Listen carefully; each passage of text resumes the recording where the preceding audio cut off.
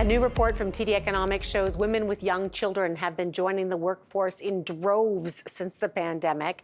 Since 2020, an estimated 111,000 women have joined, and there are some very interesting statistics and reasons as to why this is happening. Frances Fong is a senior economist at TD and an author of the report. Frances, it's good to see you. Let me jump right in. The report, which was, if I can say so, pretty awesome, by the way, really good report, was called The Space Between Us.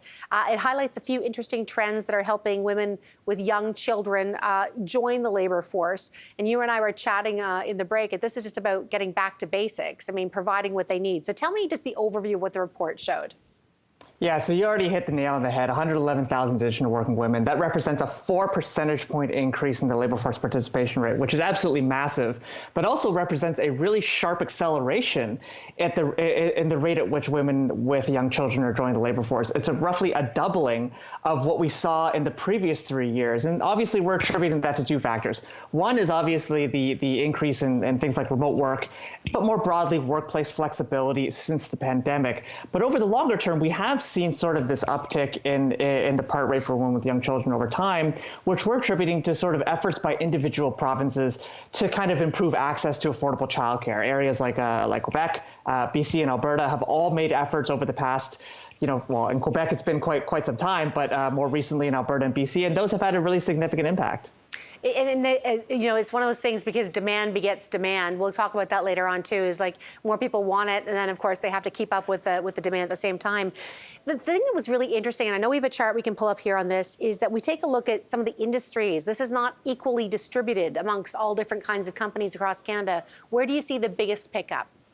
Yeah, so just like we were talking about, the impact of remote work and workplace flexibility, those have really been the dominant factors over the last 3 years. And obviously industries that can offer, office work, things of that nature, those have really benefited and have been able to attract this sort of previously untapped labor pool. So areas like finance and insurance, professional and technical services, public administration, those have gained significant employment share among mothers. Whereas you look at other industries like retail, food and accommodation, those have really struggled to kind of attract or even retain the kinds of labor that they had before the pandemic.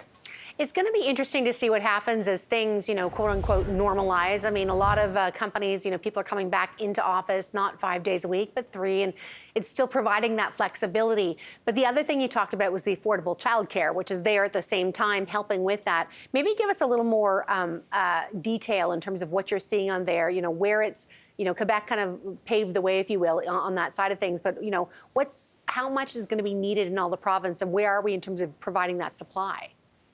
Yeah, so you asked a really tough question there, Kim. There's a lot to unpack there. So basically, with the kind of rise of hybrid work as opposed to remote work, we are seeing a lot of industries move away from fully remote into hybrid. That still offers a lot of flexibility for families. But at the end of the day, more in-person, basically, it's going to put more onus on childcare to be able to sort of pick up the slack for families and in particular mothers. Thankfully, we're now in a situation where all the provinces and territories have now signed these provincial and territorial agreements with the federal government to offer $10 per day childcare. But the real challenge now that we're facing is that the number of potential folks that will demand childcare could potentially exceed what provinces have committed to. If we kind of take a look at all the different provinces, all their commitments to create, childcare spaces in the wake of these agreements, we estimate that we could be falling short anywhere from 240 to 315,000 spaces nationwide, just because there's just so much unmet demand for families that are looking to potentially get back into the labor force.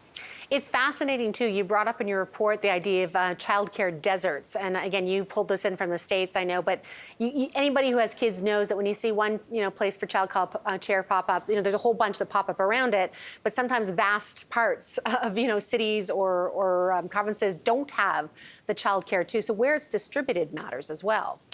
Absolutely, and that's an absolutely key point. You know, we see all these commitments from provinces to say we're going to create X number of thousands of spots, but the distribution of those spots actually matters. And you know, certainly research that's out there will indicate that if you go to, you know, more rural areas, Indigenous communities, basically anywhere outside of major metropolitan centers, which are already, you know, folks there are already struggling to access childcare. If you go outside of those areas, it's even more difficult. And you know, you coined the term already, childcare desert. That's basically areas where there are at least 3 children for every 1 licensed childcare spot.